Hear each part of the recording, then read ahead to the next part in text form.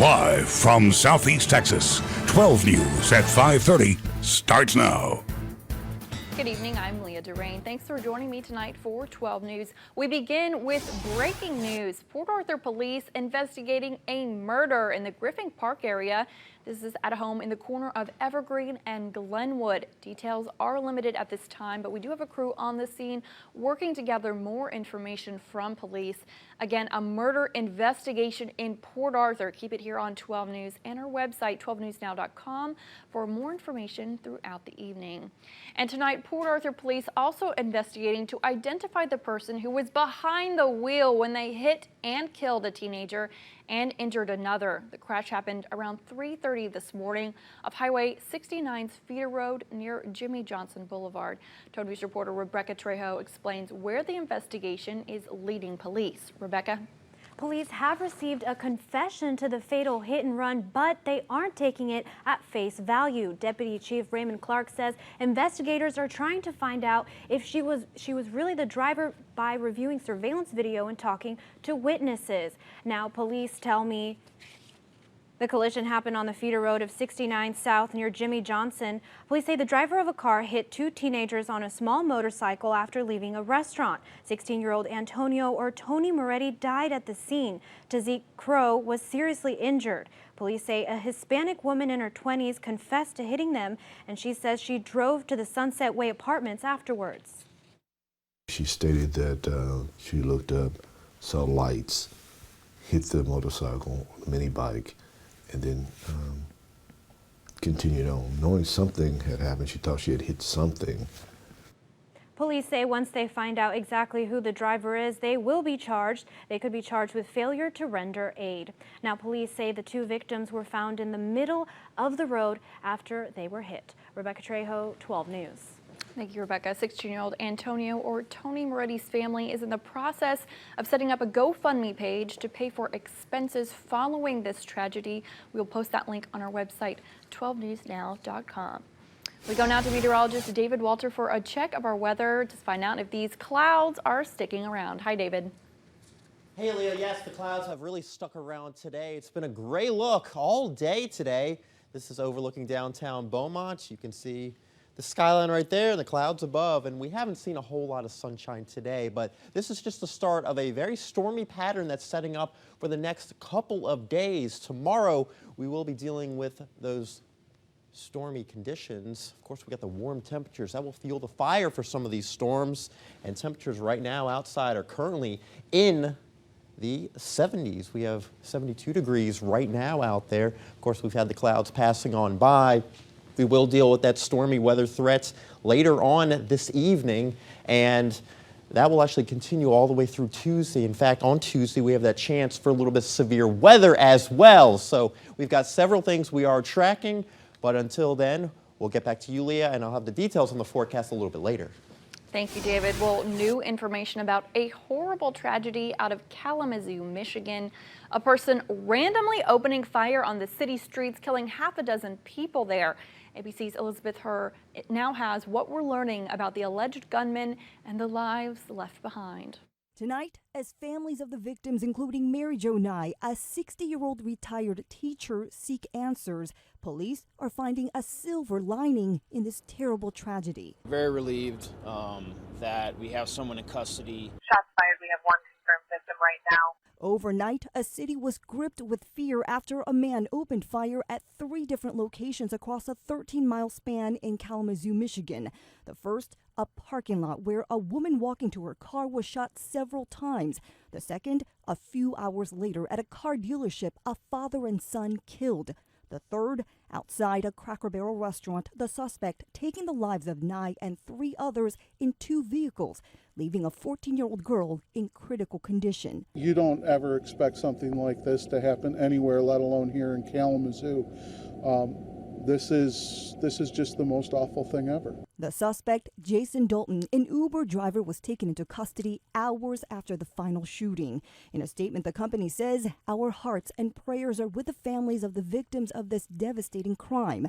It's a crime not just heartbreaking, but baffling for police and Dalton's neighbors. It's just very unexpected, you know. He's a quiet guy, stuck to himself, never really had any problems. Cops have never been out to his house before. Also baffling because Uber says the suspect passed their background check and police confirm he has no criminal history. We're told he could be in court as early as tomorrow. Elizabeth Herr, ABC News, New York. In this week's Crook Cam, the Beaumont Police Department is asking for your help in identifying two men who allegedly stole a Yeti Tundra 65-gallon cooler from M&D Supply. It happened on Tuesday, February 2nd at about 6:40 in the evening. Two men entered that store. One of them distracted the cashier and sales clerk while the other one loaded that Yeti cooler onto a shopping cart, pushed that cart right out the door without paying. Well, those two men got into a light-colored Chevy pickup truck. It was pulling a dual-axle enclosed box trailer. Now, the suspect who distracted the clerks was about 5 foot 9 inches tall, medium build, about 40 to 45 years of age, black hair, heavy eyebrows, and wearing a black hoodie and dark blue or black jeans. As for the second suspect, the guy who actually put the cooler in the shopping cart, he's described as about 5 foot 9 as well, medium build, late 30s. He had brown hair and glasses and was wearing a black Nike t-shirt and blue jeans. If you have any information about this or any other crime, be sure to call Beaumont Crime Stoppers at 833-TIPS. You do not have to give your name, and you may be eligible for a cash reward.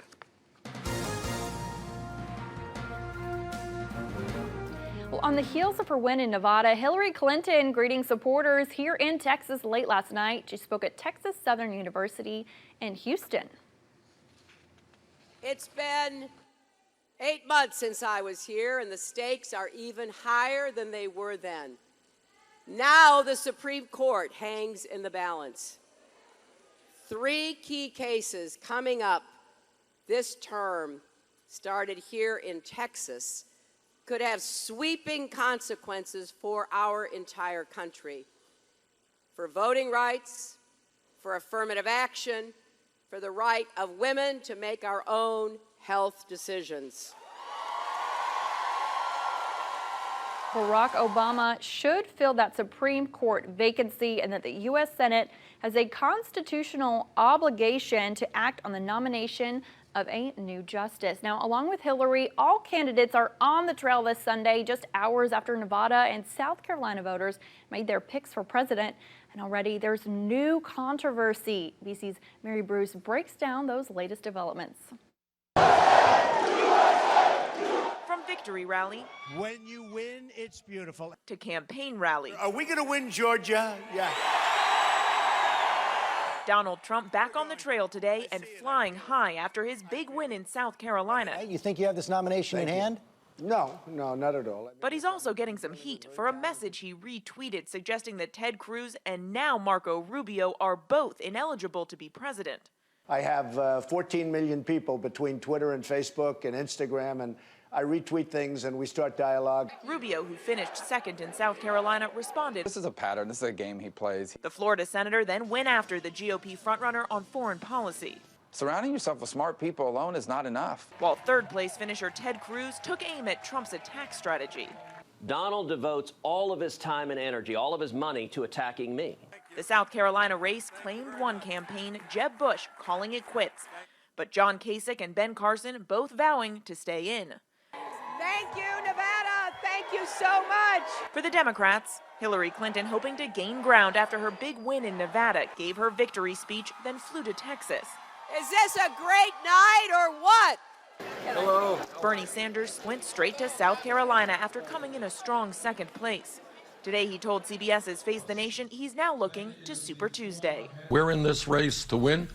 And I think on Super Tuesday, for example, you're going to see some major victories. Sanders also touted his support among Latinos in Nevada. But Clinton won with African-American voters, a group which makes up a large portion of the electorate in South Carolina, where she holds a commanding lead. Mary Bruce, ABC News, Las Vegas.